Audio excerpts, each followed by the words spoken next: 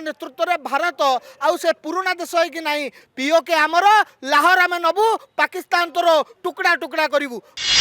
सिंदूर आम समाज रे केवल स्त्री मुंडरे साजुवा श्रृंगार नुहे सिंदूर आम समाज रे त्याग प्रतीका एवं सबुठ बड़ कथा हूँ आम वीरत्वर प्रतीक। यही सिंदूर लगे छत्रपति शिवाजी लड़ुले यही सिंदूर टीका लगे आम देशर अनेक राजपूत अनेक योद्धा हजार वर्षर जो इतिहास थिला स्वाधीनता संग्राम ता भितर झास देते। आज जितेबाला स्त्री मुंडर सिंदूर धर्म पचारिकी आतंकवादी माने पहलगाम रे पोछी देले से समय नरेंद्र मोदी नेतृत्व में भारत आउ से पुराना देश है कि नहीं जे पाकिस्तान को चिट्ठी लिखिब।